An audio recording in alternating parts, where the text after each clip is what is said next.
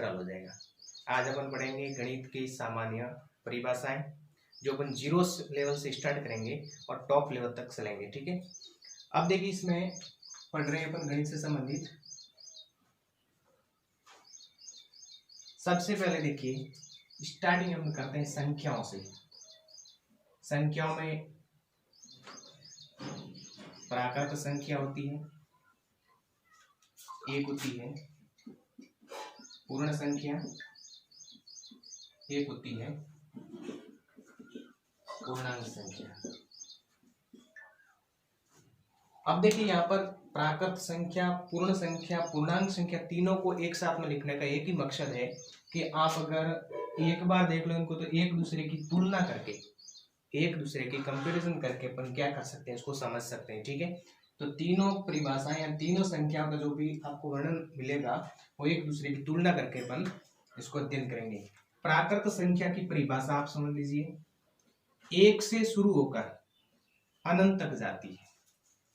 यहाँ पे देखिए मैं आपको प्राकृत संख्या के बारे में बता रहा हूँ। प्राकृत संख्या की परिभाषा होती है वह संख्या जो एक से शुरू होकर अनंत तक जाती है, उसे प्राकृत संख्या कहते हैं। अपन को इतना ही ध्यान रखना है कि वो कहाँ से स्टार्ट होती है, एक से जाएगी तो अनंत तक, सभी संख्या अनंत तक जाएगी। ठीक है, लेकिन एक से शुरू होकर अनंत तक जाती है उसको अपन बोलेंगे प्राकृत संख्या। एक से शुरू होकर अनंत तक, जैसे कि 1, 2, 3, 4 ऐसे अनंत तक जाती। ठीक है, उसके बाद में है पूर्ण संख्या। पूर्ण संख्या में इससे थोड़ा आगे चलो, जैसे कि 0, और 0 के आगे तो -1 होता है, फिर -2, फिर -3 और ऐसे भी अनंत तक जाती है ये भी संख्या। ठीक है, 0 मुख्य धुरी है, 0 से इस साइड होता है धनात्मक संख्याएं और 0 से इस साइड आ जाएगी ऋणात्मक संख्याएं। प्लस वाली संख्या धनात्मक कहलाती है और ऋणात्मक संख्या माइनस वाली संख्या होती है। ठीक है, तो यहाँ पर देखिए एक से लगाकर अनंत तक जाती है उसको तो बोलते हैं प्राकृत संख्या। कहने का मतलब ये वाला प्रोसेस, अनंत तक जाएगी इसको तो बोलेंगे प्राकृत। एक से शुरू होकर अनंत तक जाती है उसको क्या बोलते हैं, प्राकृत संख्या। पूर्ण संख्या में देखिए पूर्ण संख्या 0 से शुरू होकर अनंत तक जाती है उसको बोलेंगे अपन पूर्ण संख्या।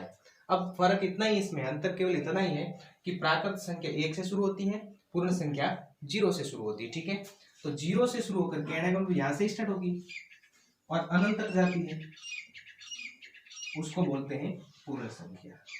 ये आपके 0 अगर साथ में ले ले, प्राकृत संख्या के साथ में अगर 0 जोड़ दे तो ये हो जाएगी पूर्ण संख्या। ठीक है, और उसके बाद में है पूर्णांक संख्या, जो ऋणात्मक अनंत से धनात्मक अनंत तक जाती है।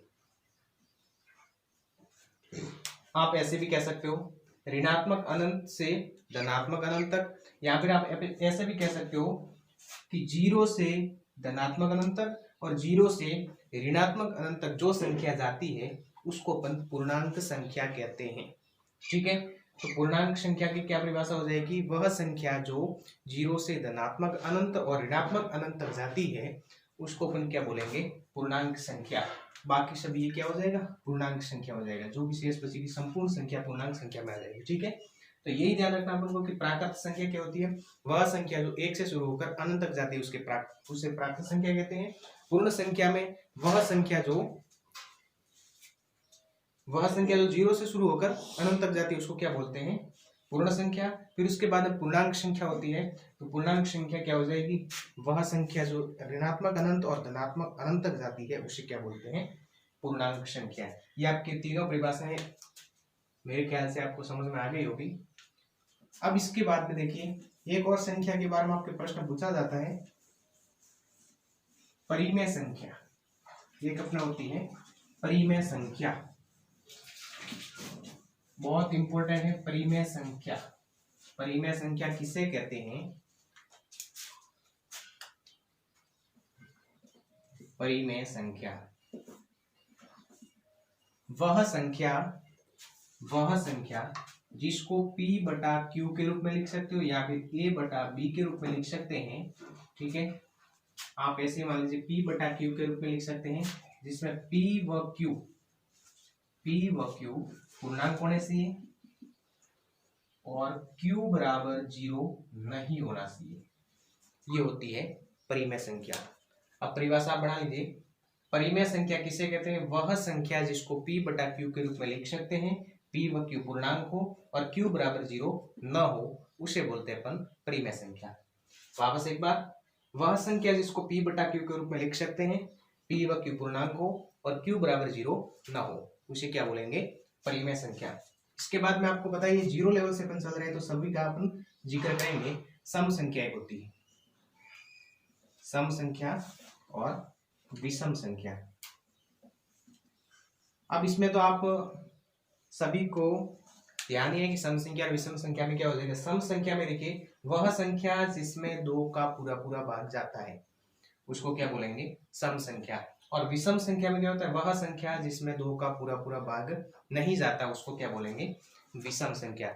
अब अपन को यही ध्यान रखना है कि सम संख्या को कैसे पहचानेंगे, तो आपको यही ध्यान रखना है कि संख्या का इकाई अंक सम होना चाहिए। संख्या का इकाई अंक अगर सम है तो पूरी संख्या क्या मानी जाएगी? सम संख्या। और संख्या का इकाई अंक सम नहीं है, कहने का मतलब विषम है, तो क्या संख्या हो जाएगी? विषम संख्या। ऐसे अपन पहचान कर सकते हैं। ठीक है, अब इसके आगे देखिए,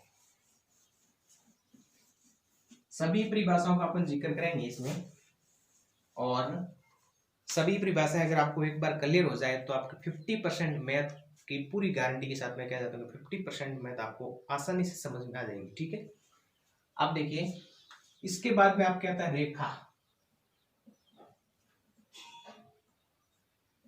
रेखा वह जो लंबवत हो, वह जो लंबवत हो, ठीक है, जिसकी ऊंचाई व मोटाई, जिसकी मोटाई न हो, मोटाई व ऊंचाई न हो, तथा दोनों दिशाओं में या दोनों तरफ, दोनों दिशाओं में अनंत तक जाती हो, अनंत तक जाती हो। मोस्ट इंपोर्टेंट है रेखा की परिभाषा।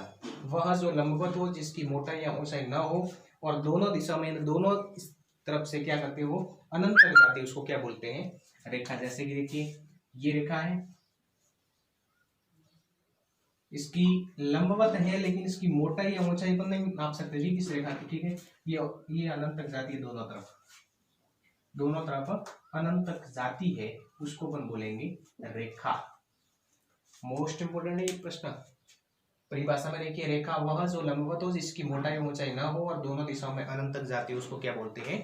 रेखा बोलते हैं। ठीक है, इसके बाद में है रेखाखंड। बहुत सिंपल है, अगर रेखा की परिभाषा आती है तो रेखाखंड अपन ऑटोमेटिकली क्या कर सकते हैं? रेखाखंड की परिभाषा बना सकते हैं। रेखा का वह भाग, रेखा का वह भाग जो दो बिंदुओं के मध्य स्थित हो। अब आपको ऐसे समझा देता हूं, ये जैसे कि रेखा है, उसका एक बिंदु ये है, एक बिंदु ये है, इसको अपन ए मान लेते हैं, इसको अपन बी मान लेते हैं। ठीक है, तो इसकी परिभाषा क्या हो जाएगी? रेखा का वह भाग, ये रेखा का भाग है, रेखा का वह भाग जो दो बिंदुओं के मध्य स्थित हो, एक बिंदु ये है, एक बिंदु ये, इसके मध्य में स्थित हो, उसको अपन रेखाखंड कहते हैं। रेखा का वह भाग जो दो बिंदुओं के मध्य स्थित हो, उसको क्या बोलते हैं? रेखाखंड बोलते हैं। ठीक है, फिर इसके बाद में है समांतर रेखा। समांतर रेखा आपको पता है, समांतर का अर्थ नाम से ही पता सकता है, समान अंतर हो। एक रेखा ये मान लीजिए, एक रेखा ये मान लीजिए, ठीक है, इनके मध्य का अंतर क्या होना चाहिए? समान होने चाहिए। कहने का मतलब उसको दोनों दिशाओं में बढ़ाने पर एक दूसरी रेखा को नहीं काटे, उसको बोलते हैं समांतर रेखा। यानी इसकी परिभाषा क्या हो जाएगी? ऐसी दो रेखाएं, ऐसी दो रेखाएं जिनके मध्य की दूरी समान हो तथा दोनों दिशाओं में बढ़ाने पर एक दूसरी रेखा को नहीं काटती हो, उसको क्या बोलते हैं? अपन समांतर रेखा बोलते हैं। ठीक है, अब इसके साथ में एक और होता है, जैसे कि ये समांतर रेखा है दो, ये समांतर रेखा, इसके पास में ये आपके आ जाएगी एक और रेखा, इसको अपन बोलते हैं तिर्यक रेखा। इसको क्या बोलते हैं? तिर्यक रेखा। बिल्कुल सिंपल परिभाषा, एक बार सुन लोगे तो आपको क्लियर हो जाएगा कौन सी होती है तिर्यक रेखा। अब तिर्यक रेखा की क्या परिभाषा होती है? आपको पता है कि दो समांतर रेखा उसको एक काट रही है, तो ऐसी रेखा जो दो समांतर रेखाओं को परस्पर काटती है, ऐसी रेखा जो दो समांतर रेखाओं को काटती है उसको क्या बोलते हैं? तिर्यक रेखा बोलते हैं।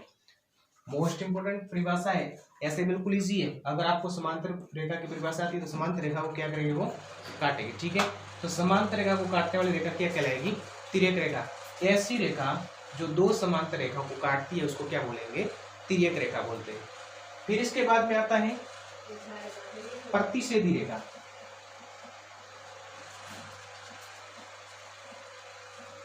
प्रतिच्छेदी रेखा क्या होती है?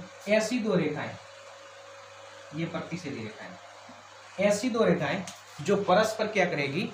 एक दूसरी रेखा को काटती है। ऐसी दो रेखाएं जो परस्पर एक दूसरी रेखा को क्या करेगी? काटेगी, उसको क्या बोलेंगे? प्रतिच्छेदी रेखा। तिर्यक रेखा क्या होती है? ऐसी रेखा जो दो समांतर रेखाओं को परस्पर क्या करती है? काटती है, उसको क्या बोलते हैं? तिर्यक रेखा। फिर इसके बाद में देखिए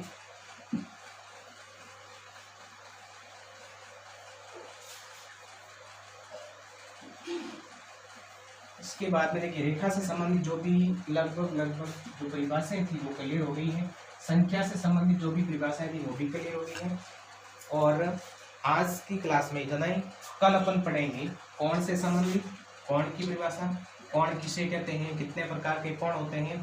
फिर उसके बाद में आकृति की परिभाषा और इससे संबंधित जो भी सूत्र होते हैं।